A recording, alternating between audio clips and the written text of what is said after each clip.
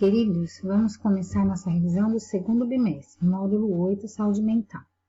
Questão 1. No campo da saúde mental do trabalhador, a psicologia pode atuar com base nas diretrizes da Política Nacional de Saúde Mental, que é a Lei 10.216 de 2001, com o uso de equipamentos e dispositivos do SUS.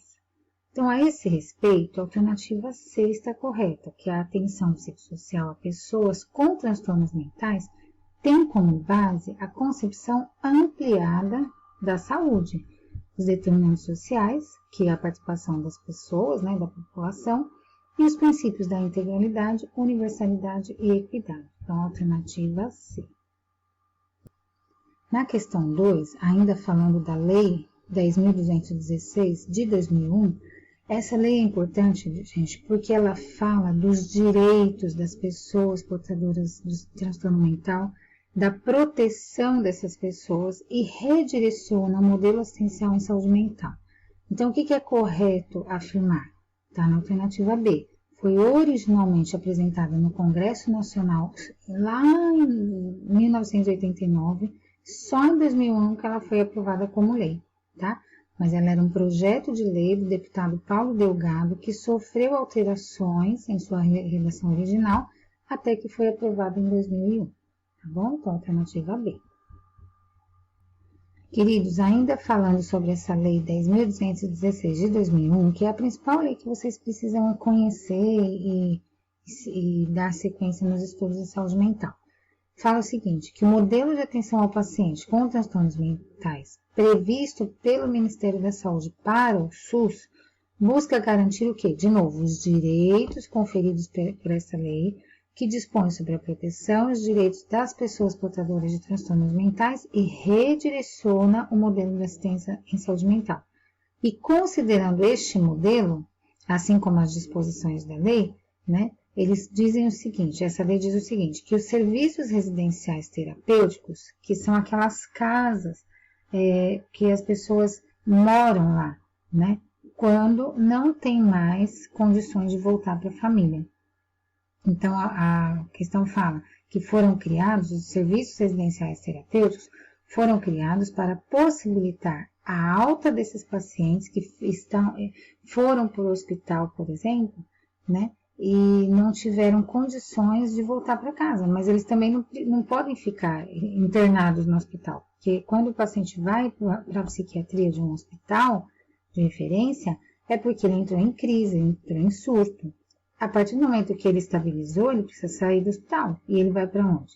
Não tem como, para os quais a volta à família tornou-se impossível, ou a reinserção social inadequada.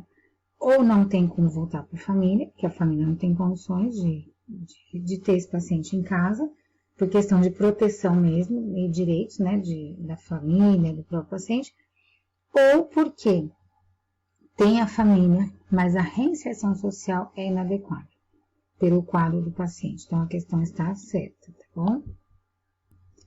A questão 4, o começo começa certinho, O modelo de atenção ao paciente com transtornos mentais previsto pelo Ministério da Saúde para a SUS busca garantir os direitos conferidos por essa lei, que dispõe sobre a proteção de direitos das pessoas, como nós já falamos, Agora, considerando o modelo preconizado, assim como as disposições, fala o seguinte, portadores de transtornos mentais graves devem ser prioritariamente internados em instituições com características asilares? Não. Então, isso aqui, está errado, tá? Isso aqui está errado mesmo, não tem como, tá bom? Tem o serviço residencial terapêutico, Nós vimos na questão 3. Essa questão é um pouco mais difícil de entender. Vamos lá. À luz da Lei 10.216 de 2001, que dispõe sobre a proteção de direitos das crianças e adolescentes portadores de transtornos mentais, assinale a alternativa correta. Então, olha a questão correta. O adolescente que apresenta distúrbio psiquiátrico não pode, segundo o Superior Tribunal de Justiça, ser submetido à medida socioeducativa, certo? Então, o que acontece? Ele não pode ir direto, para uma detenção, vamos dizer assim, medida socioeducativa, Fundação Casas, assim, afirmando a necessidade, então a lei afirma a necessidade de sua submissão a tratamento psiquiátrico e psicopedagógico em regime ambulatorial. Então, o caso vai ser julgado, tá? E a priori, né, a prioridade é o tratamento psiquiátrico e psicopedagógico em regime ambulatorial. Porém, nós temos que lembrar que essa é uma questão não só de saúde pública, mas também de segurança pública. Se é um adolescente que apresenta, né, riscos para a sociedade, né, o meio em que ele vive, o próprio Superior Tribunal de Justiça, né, vai julgar e vai determinar essa questão. Então, por isso que fala, afirmando a necessidade de sua submissão. Então, vai ser julgado, tá bom? Não é que nenhum adolescente, né, ou criança criança não, mas é mais adolescente, né? Casos criminais não vão para uma situação de segurança, vão sim, tá bom? Então, mas só que a lei, ela determina prioritariamente, ela afirma a necessidade do tratamento psiquiátrico e psicopedagógico. Na questão 6, de novo falando desta lei principal, né, da saúde mental, ele coloca o seguinte: são direitos da pessoa portadora de transtorno mental, exceto, né, então, menos ser tratada apenas em serviços comunitários de saúde. Então, qual é a palavrinha errada aqui? É o apenas, tá? Então, como é exceto, a alternativa certa é a errada. Então, o que é o certo?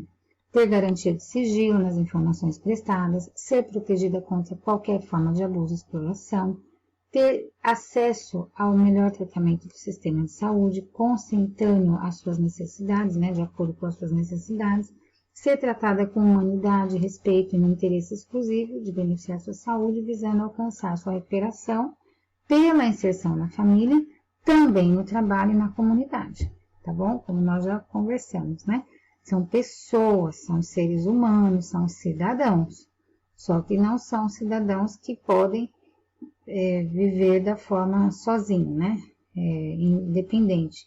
É lógico, precisa cuidar da autonomia, da inserção na família, no trabalho e na própria comunidade, tá bom? Então, se eu perguntar quais são os direitos da pessoa portadora de transtorno mental, então as alternativas estão todas certas, menos a C, certo? De acordo com esta lei, também, não se pode afirmar que a internação compulsória dá-se por determinação do juiz e seu término é um ato médico, tá bom? Na verdade, é uma prática de usar meios ou formas legais para internar uma pessoa num hospital mental, psiquiátrico, enfim, mesmo contra a sua vontade ou sob os seus protestos, tá bom? Por isso que se fala em internação compulsória. É uma determinação do juiz, mas também é do ato médico, tá bom? Do começo ao fim, é importante falar isso, né? Tanto na internação como na alta.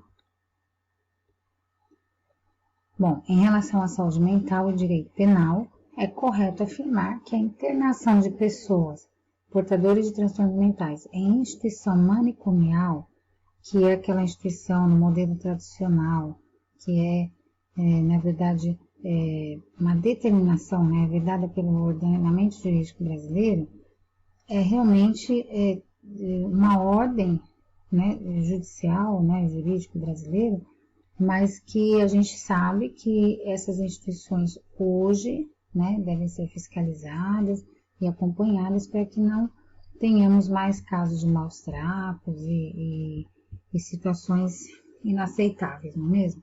Então, só que essa questão, ela está falando ainda de uma instituição manicomial tradicional, que ainda existem algumas, mas que o modelo atual, e que nós devemos esperar que os municípios, né, façam, construam, né, são os serviços residenciais terapêuticos, tá bom?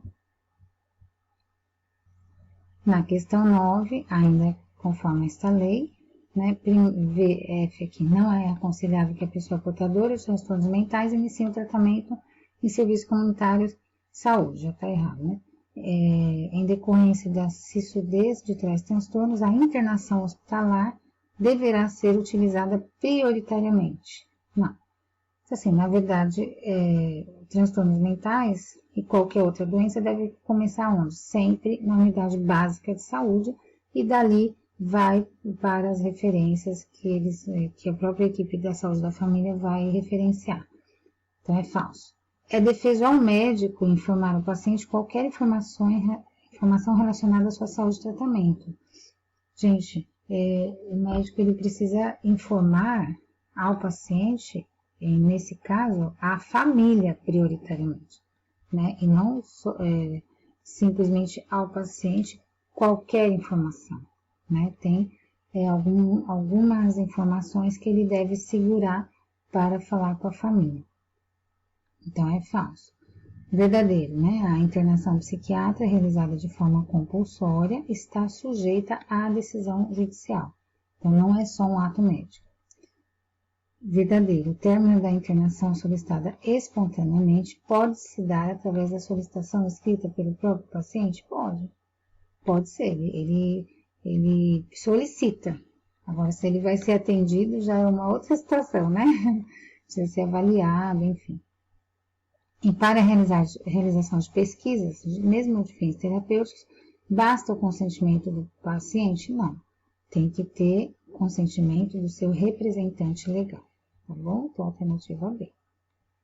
Na questão 10, mais uma vez, esta lei, que nós já sabemos bem, está previsto que, então, 3, é direito da pessoa portadora de transtorno mental ser tratada preferencialmente em serviço comunitário. Sim.